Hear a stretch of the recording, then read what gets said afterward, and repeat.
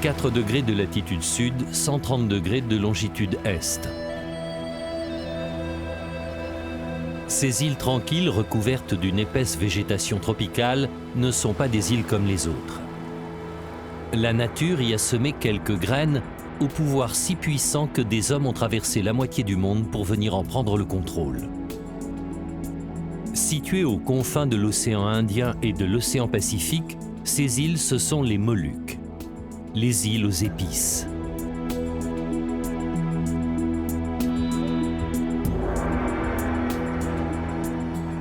Il y a 500 ans, tout le monde voulait savoir où se trouvaient les îles aux épices. Comment poussaient les épices? Comment on pouvait s'y rendre? Comment en faire un commerce profitable? Les grandes découvertes, comme les appellent les Européens, époque de Christophe Colomb, de Vasco de Gama, de Magellan, tous ceux qui ont découvert notre planète ou accompli le premier tour du monde n'ont pas été dictés par l'or ou l'argent, mais par les épices. Et ça a changé l'histoire du monde.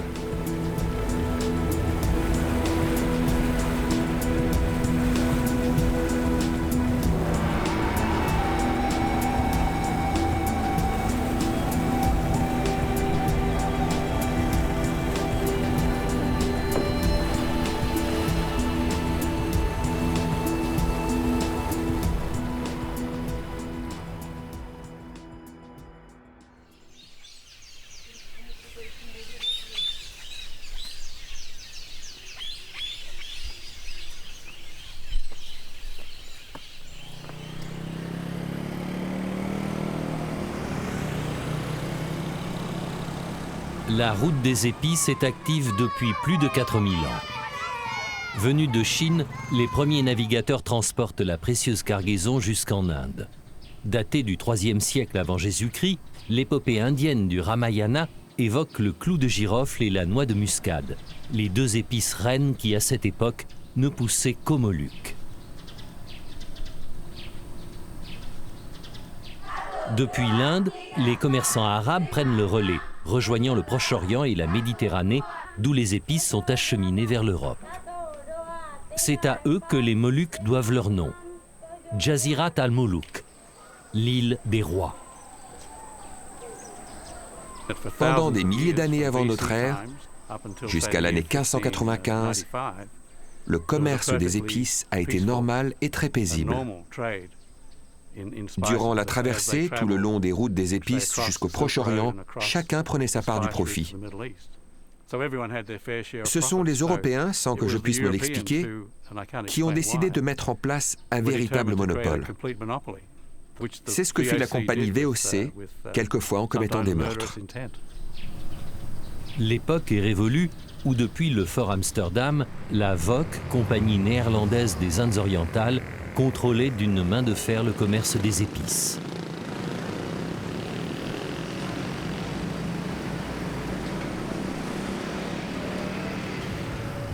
Ambon, la principale ville des Moluques, offre aujourd'hui, à l'image de toutes les villes indonésiennes, le visage d'une société jeune, en mouvement et tournée vers la modernité. Une société où l'islam, dominant dans le reste de l'Indonésie, cohabite avec le protestantisme apporté par les Hollandais.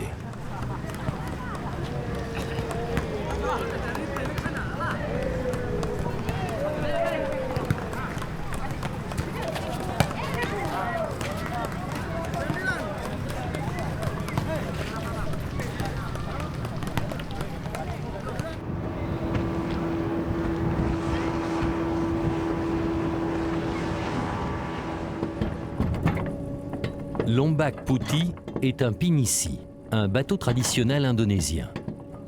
Il assurait autrefois le transport des marchandises entre les petites îles de la Sonde.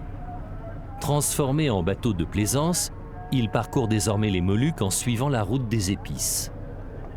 À l'instant où la nuit tombe sur Ambon, le capitaine décide de partir en direction d'une baie tranquille, à l'écart de la ville, pour passer la nuit.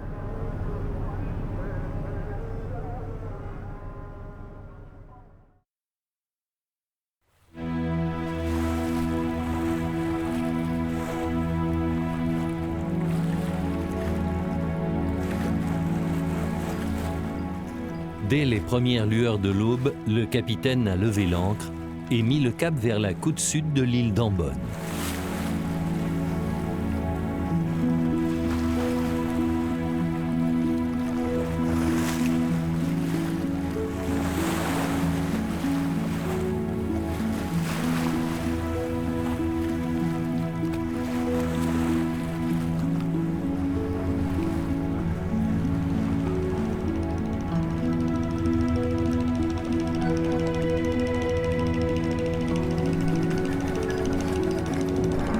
Nous arrivons bientôt en vue du petit village d'Asiloulou.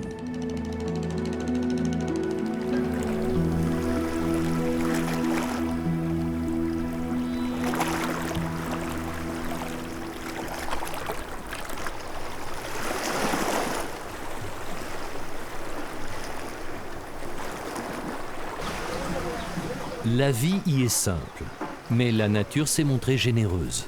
Le poisson est abondant et fournit une partie importante de la nourriture des habitants. Mais ce n'est pas la seule. La végétation luxuriante qui entoure le village semble être une ressource inépuisable pour qui en connaît les secrets.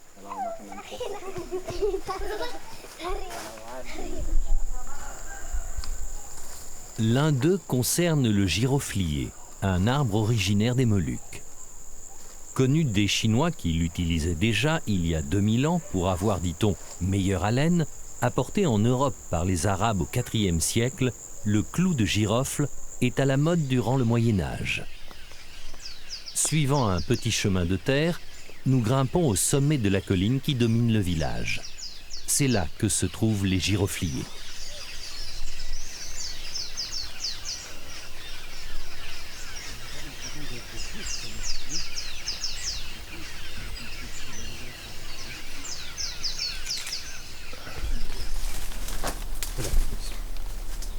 En compagnie de sa petite fille, Abdul Ghani cueille les clous de girofle.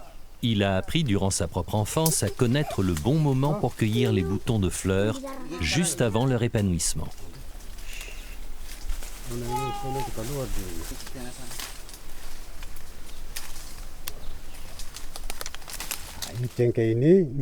Ces girofliers sont à moi. Je les ai tous plantés. Plus tard, ils seront à mes enfants et à mes petits-enfants.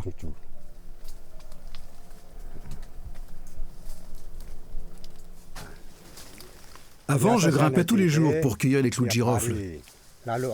Maintenant, je viens avec ma petite fille. Elle me suit tout le temps. À la fin de la journée, on aura peut-être rempli un sac de clous de girofle. Mais c'est seulement pour notre usage personnel.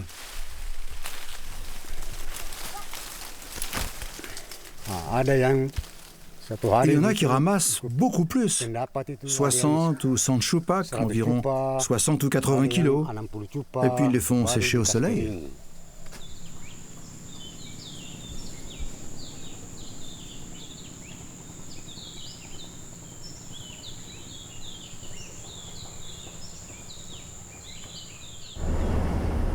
Traversant les plantations de girofliers, nous nous rendons au village où Abdul Ghani vit avec sa famille.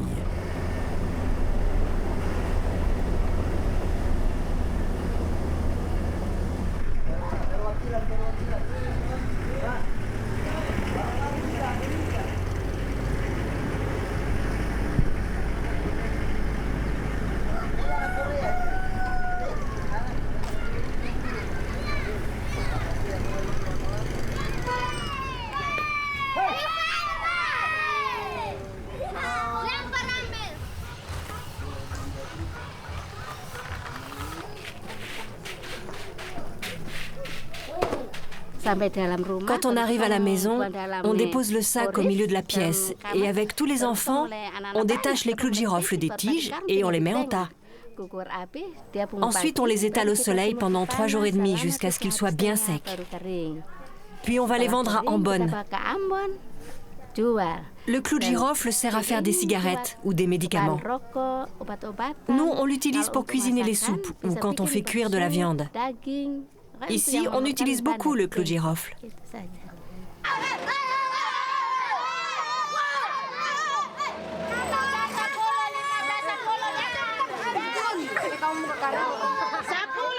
10, des poissons, 10, des poissons, 10. Tu m'en donnes 20, mais tu me les emballes par 10, hein?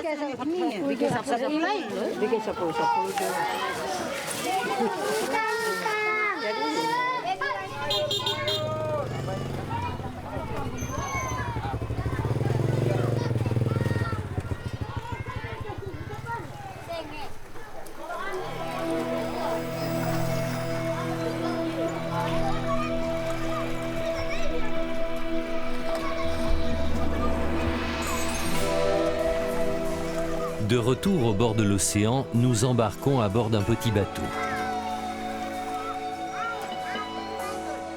Notre guide nous propose de rejoindre un autre village de l'île afin de découvrir une facette moins connue de l'histoire de la route des épices.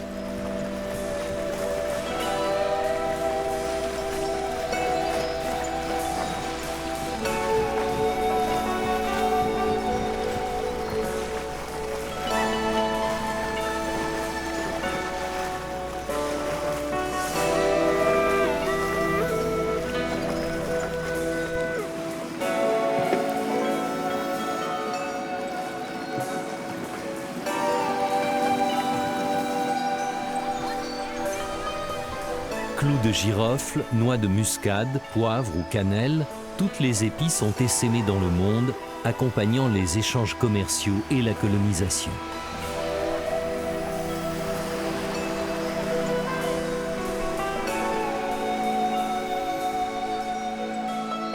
Ces routes allaient généralement de l'Est vers l'Ouest, de l'Asie vers le Moyen-Orient avec les commerçants arabes, puis de l'Asie vers l'Europe en passant par le Cap de Bonne-Espérance avec les Portugais et les Hollandais.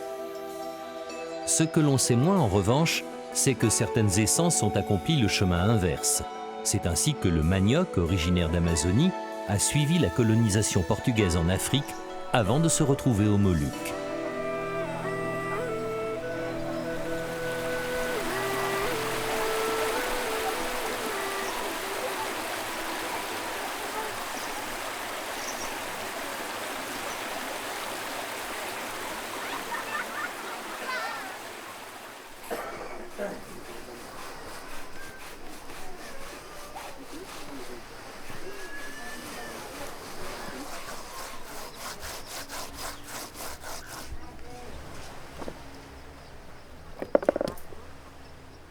Sans le savoir, ces femmes nettoient et râpent la tubercule de manioc en accomplissant les mêmes gestes que les habitantes du Venezuela, de la Guadeloupe ou du Bénin. On attend que la farine soit bien sèche. Après, on la mange avec des légumes ou du poisson. Ce que l'on n'utilise pas pour la famille, on essaie de le vendre. Le riz est beaucoup trop cher. On n'a pas les moyens d'en acheter. Ce qu'on mange tous les jours ici, c'est du manioc.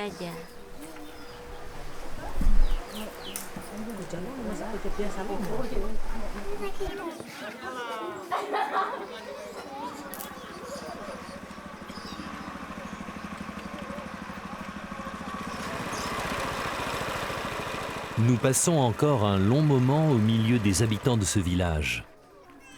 Nous échangeons quelques regards, quelques sourires, avant de regagner la plage où une barque va nous ramener à bord de Lombak Puti.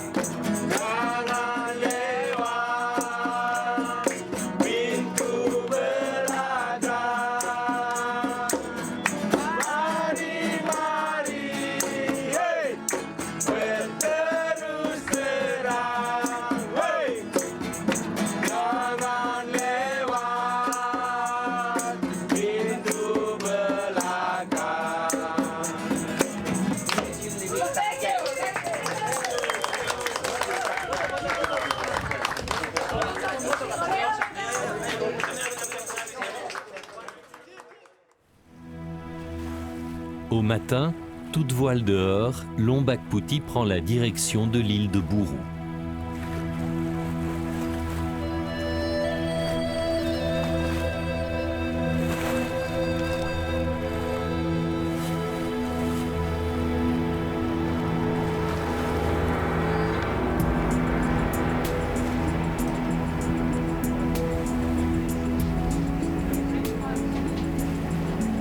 La faible profondeur des eaux oblige le capitaine à s'amarrer assez loin du rivage.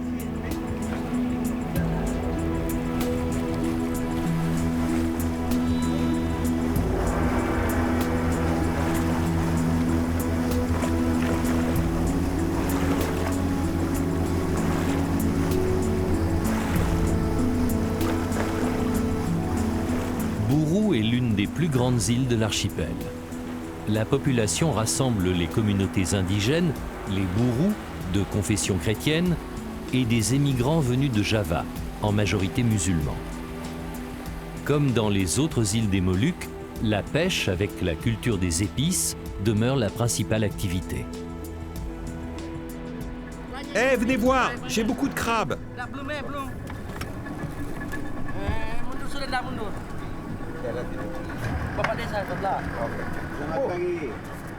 Eh monsieur, regardez mes crabes comme ils sont beaux. Regardez, ils sont vraiment gros. Bien sûr qu'ils sont gros. Vous en voulez?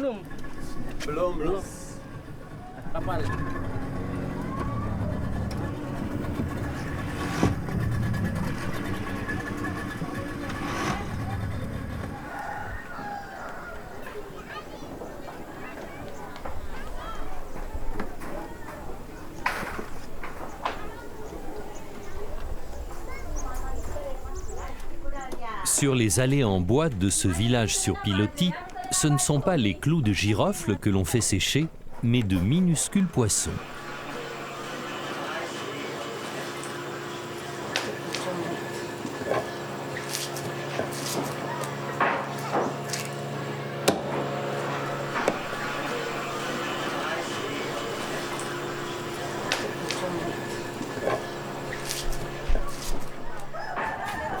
Situés loin des centres de décision, les habitants se sentent un peu abandonnés par le pouvoir indonésien. La vie communautaire prend alors le relais. Quand ils ne partent pas pêcher, les hommes entretiennent et réparent les pontons de leur village, régulièrement détruits par les pluies de mousson et les tempêtes.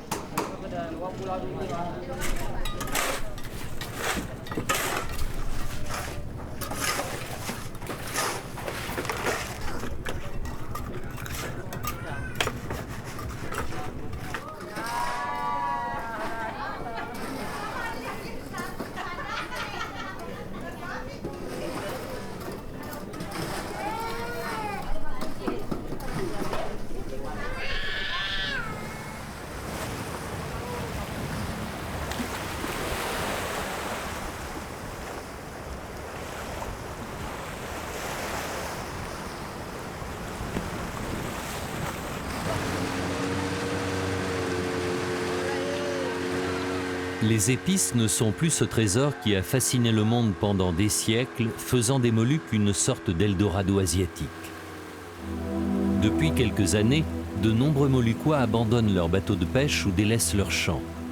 Rejoints par des milliers d'hommes et de femmes venus en bateau des Célèbes ou de Java, ils se ruent vers les collines de Wanse, au centre de Buru, pour chercher de l'or.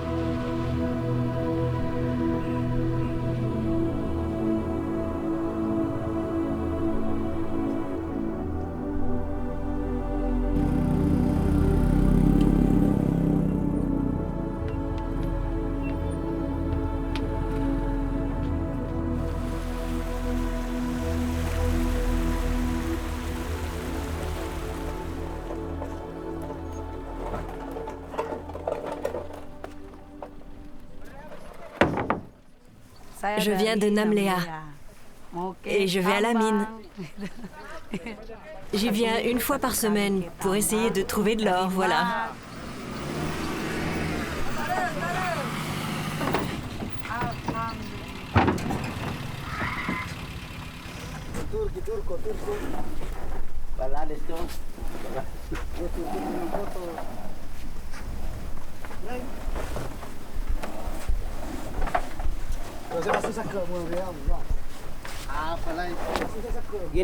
Nous voyageons ensemble. Nous sommes partis de Namléa et on se rend sur le site numéro 18, à Pontong Bawa. Ah, pour aller à la mine en moto, ça coûte un peu moins d'1 €. Et autant pour le trajet retour.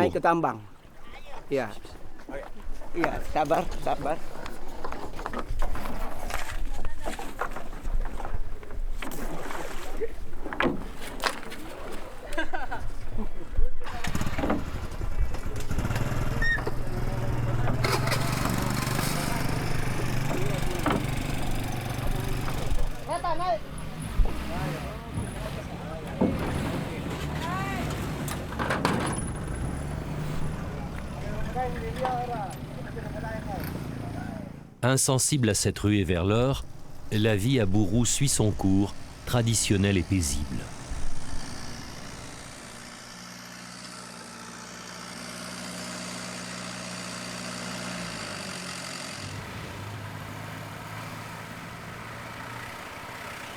Malgré les apparences, ces hommes ne travaillent pas dans une scierie. Ils découpent ces troncs de palmier pour en faire du sago.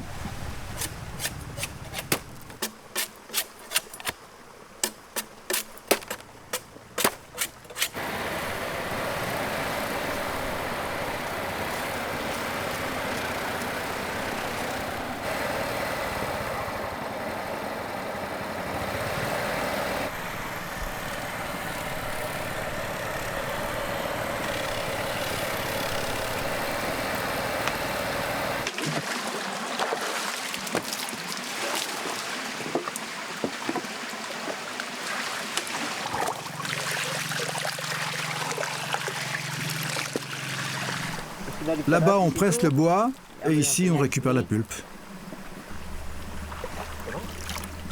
Aujourd'hui, le sago n'est plus qu'un plat d'accompagnement. Ce n'est plus le plat principal parce que maintenant, il y a du riz et des tas d'autres produits. Mais en tout cas, le sago est toujours la nourriture typiquement moluccoise.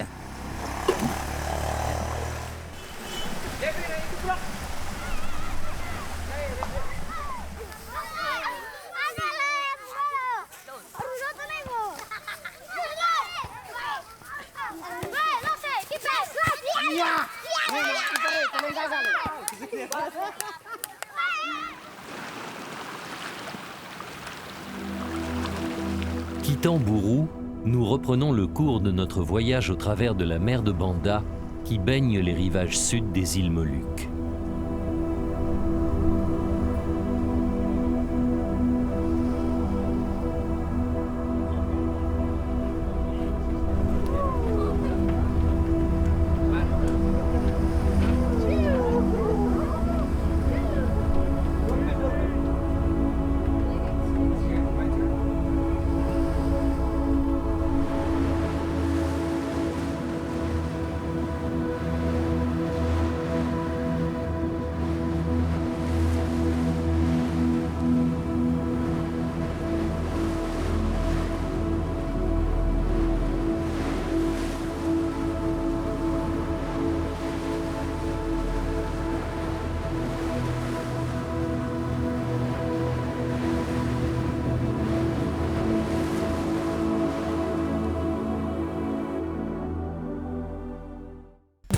Dès le milieu du XVe siècle, les Portugais, sous l'impulsion du prince Henri le Navigateur, lancent leurs bateaux sur les océans du monde.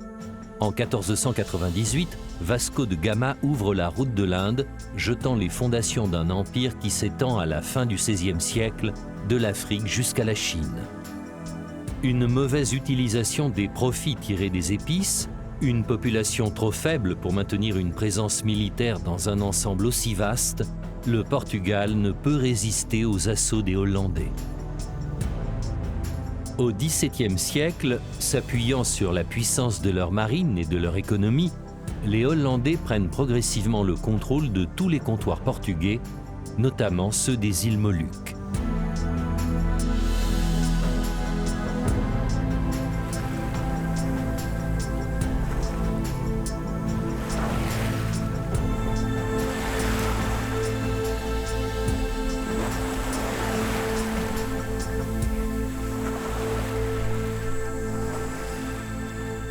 Le jour se lève sur l'océan Indien. Nous faisons route plein est en direction du plus petit et pourtant du plus riche de tous les archipels moluccois, les Banda.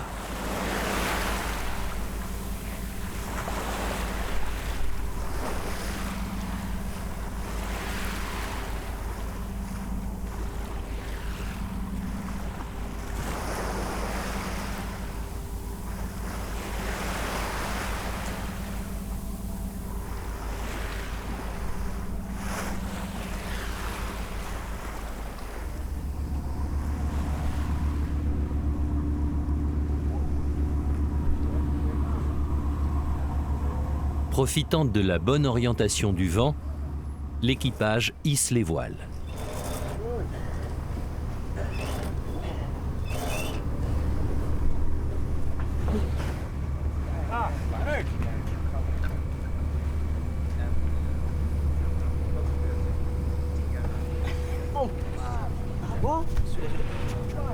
Sudah ikat, Mak.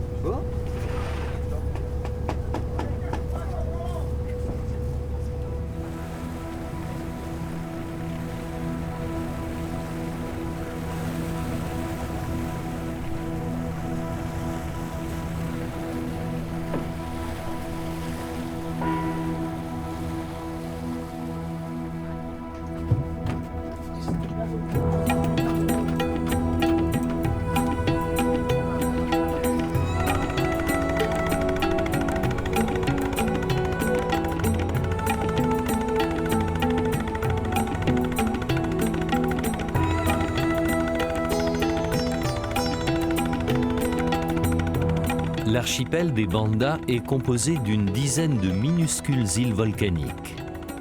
Si les Arabes, les Portugais et les Hollandais ont combattu pour en prendre le contrôle, c'est à cause de la présence d'un arbre miraculeux, le muscadier.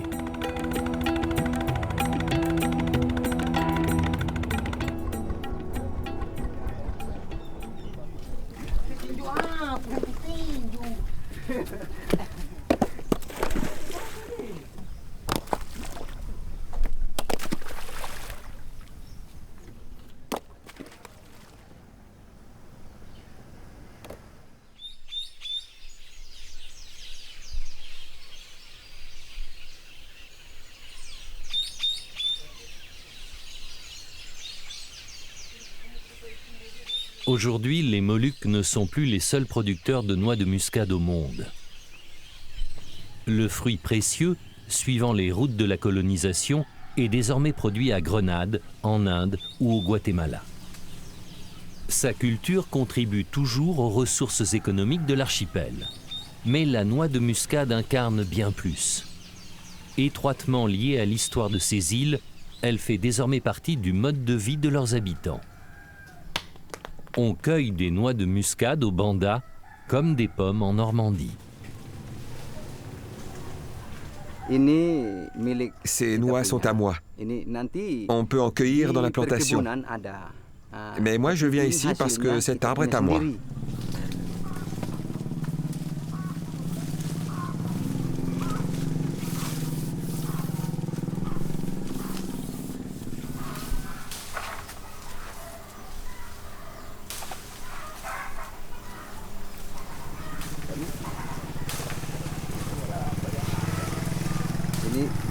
Cet outil sert à cueillir les noix de muscade. Regardez, c'est facile. Faites comme ça. Regardez encore. Et voilà. Ensuite, on verse tout dans le panier.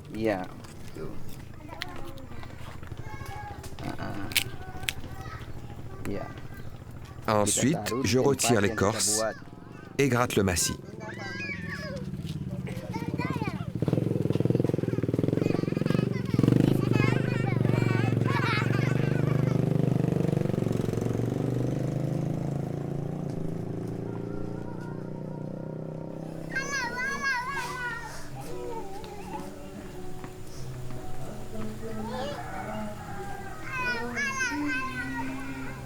À Ambon, les routes étaient couvertes de tapis de clous de girofle.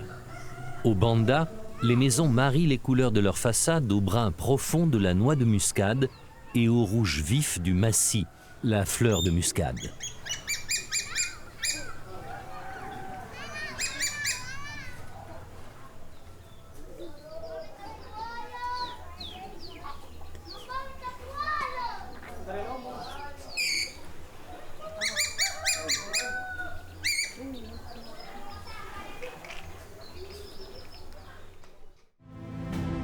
Créée en 1602, la VOC, compagnie néerlandaise des Indes orientales, va posséder pendant près de 2 siècles un monopole total sur la production et le commerce des épices en Indonésie. Disposant de ressources financières considérables, s'appuyant sur la flotte la plus puissante de son temps, la VOC construit des forts dans toutes les îles. Une façon de s'assurer de la bonne collecte des épices et de leur transport vers la ville de Batavia, leur centre opérationnel situé dans l'île de Java, dernière étape avant le voyage vers Amsterdam.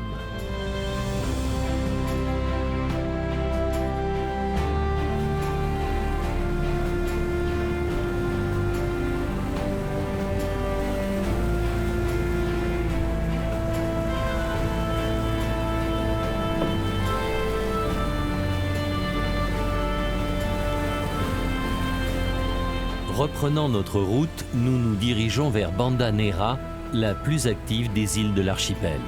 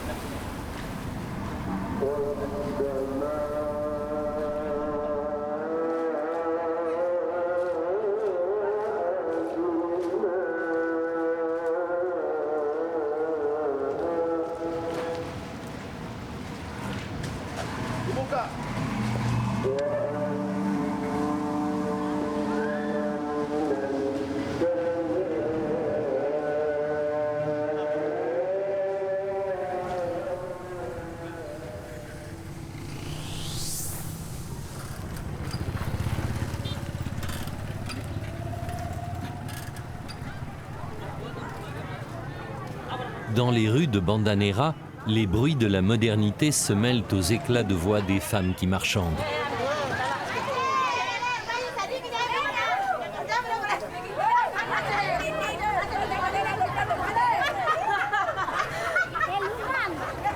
Dans la bonne humeur, les marchands installés à même le sol disposent les fruits, les légumes et les poissons pour composer une éblouissante palette de couleurs.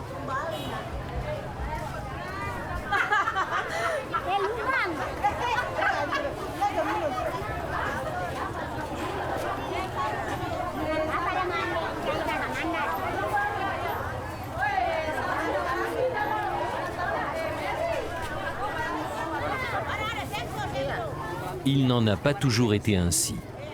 Dès le début du XVIIe siècle, les hommes de la VOC imposent aux habitants des bandas des règles très sévères. Les terres devaient être entièrement consacrées à la production des épices et principalement de la noix de muscade. Les Banda Nera se trouvaient donc obligés d'acheter de quoi se nourrir ou bien de cultiver en cachette. Autant de raisons qui expliquent la montée des tensions entre les communautés traditionnelles ou musulmanes et le pouvoir intransigeant de la VOC, enfermé dans sa forteresse de Batavia.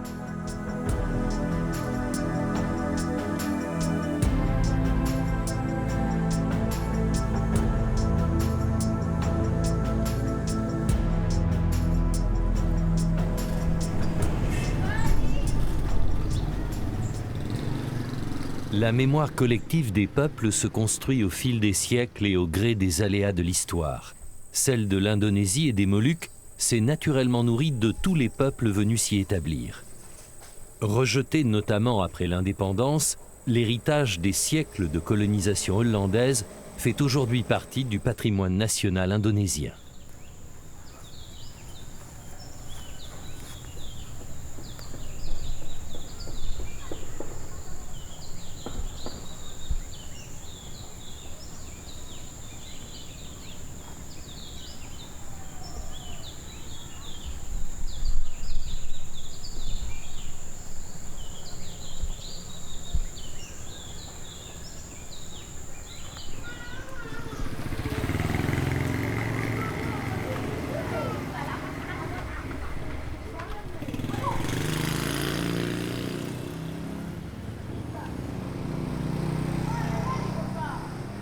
Au musée de Banda Neira, on honore la mémoire de Pattimura, chef de file de la rébellion contre les forces néerlandaises au début du XIXe siècle. On évoque également la conquête sanglante de Banda en 1621 par les troupes du gouverneur général de la Voque. Sur les 15 000 habitants que compte l'île à cette époque, seul 1 millier survivra. À côté de ces événements tragiques, l'histoire des Moluques a connu quelques épisodes plus surprenants. C'est ainsi que, voulant asseoir leur suprématie totale sur l'archipel, les Hollandais ont échangé la minuscule île de Run que les Anglais avaient réussi à occuper contre une île d'Amérique du Nord qu'ils avaient colonisée sous le nom de la Nouvelle-Amsterdam, autrement dit l'île de Manhattan.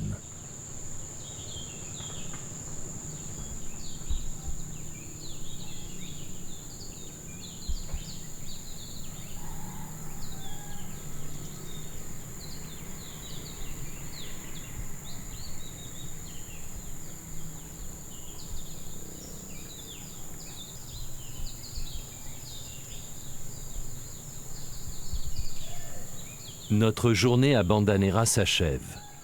Quittant l'ancienne demeure du gouverneur des Indes néerlandaises, nous rejoignons le bord de mer. Dans quelques instants, nous regagnerons Lombok Puti pour la dernière soirée de notre voyage.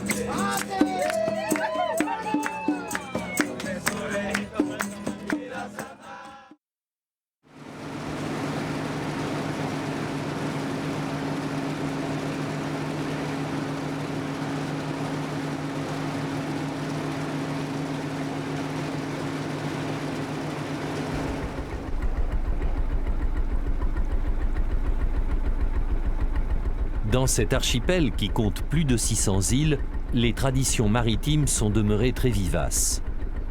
Les habitants de ce village préparent une course de longue pirogue qui se tient chaque année sur les rivages de Banda Neira.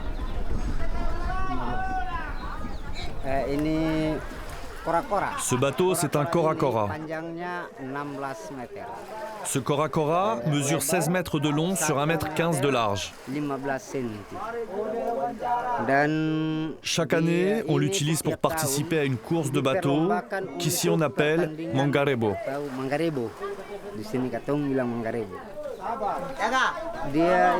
Ce bateau peut contenir 35 personnes.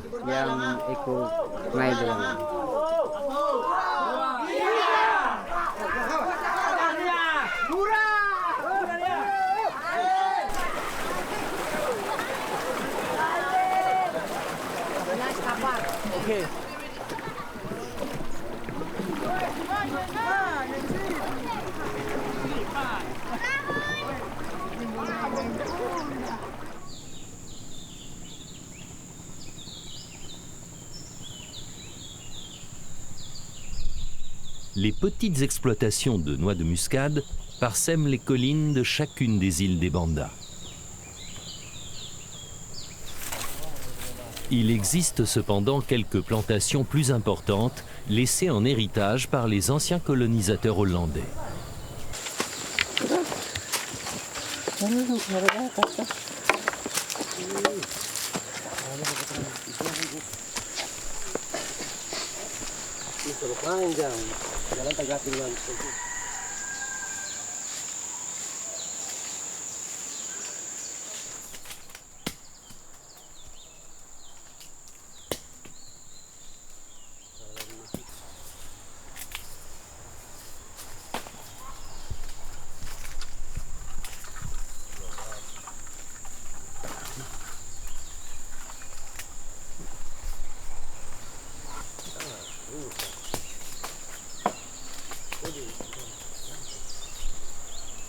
Aujourd'hui, on a levé le sassi, le sort qui protégeait la plantation. La récolte de noix de muscade peut donc commencer. On fait le travail à trois. On monte dans l'arbre pour cueillir, puis on descend, on coupe les fruits en deux, on prend la noix pour la faire sécher. Une fois qu'elle est bien sèche, on casse la coquille et on récupère l'intérieur de la noix qui est vendue au poids. Ici, on la vend environ 6 € le kilo, ouais, environ 6 €. Il faut 300 noix de muscade pour faire 1 kilo, voilà. Nous travaillons tous les trois dans la plantation de noix de muscade de M. Ponggi van den Broek.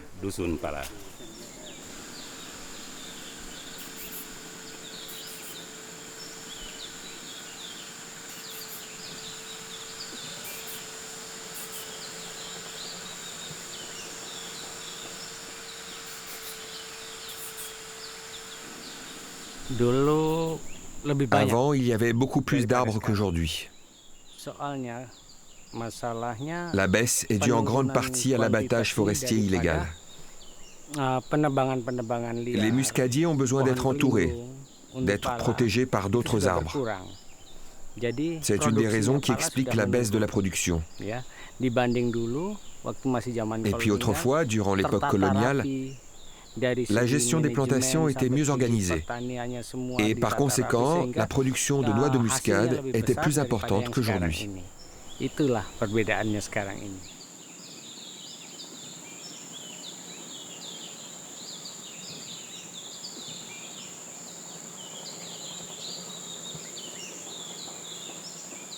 La culture des épices a fait de ces îles perdues dans l'océan Indien des îles au trésor. Elle se poursuit aujourd'hui autant pour assurer des revenus quotidiens aux habitants que pour maintenir le fil de l'histoire.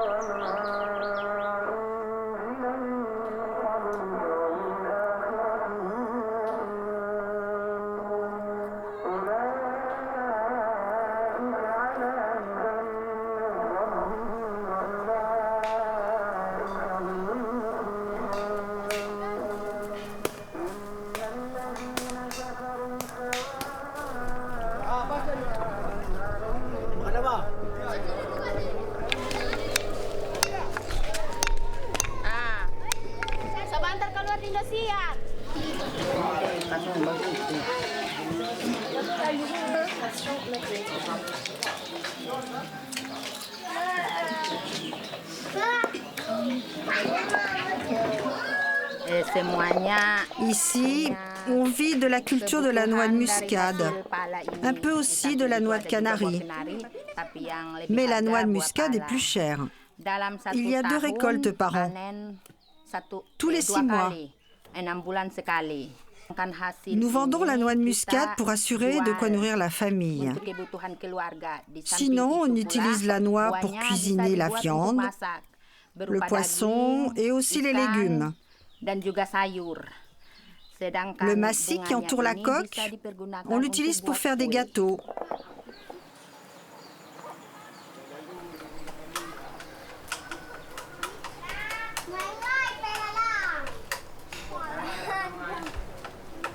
Les jeunes générations de Bandanera ne semblent pas concernées par le passé. En revanche, elles affirment avec leurs mots et leur style leur attachement à leur île.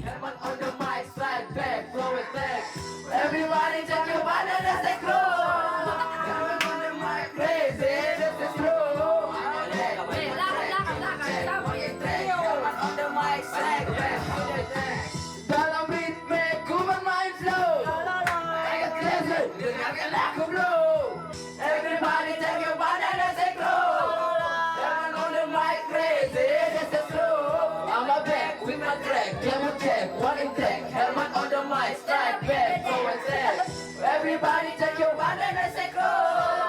Everybody my crazy. I'm a back.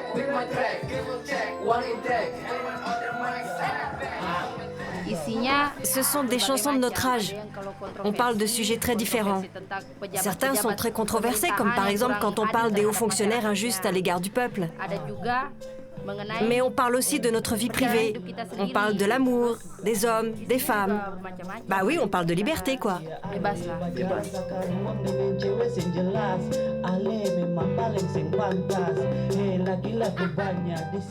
Sur Twitter ou YouTube, on diffuse notre musique gratuitement. Ça fait de la promotion, de la pub pour nos albums et pour nos cassettes. Tout le monde peut ainsi écouter notre musique. On les met donc sur Facebook, Twitter, c'est comme ça qu'on fait. Ce qu'on veut, c'est d'abord promouvoir Banda, car il y a beaucoup de gens qui ne connaissent pas notre île. Comment elle est. Ils ne connaissent que Raja Ampat, en Papouasie. C'est pareil pour Ambon ou Banda. Peu de gens les connaissent.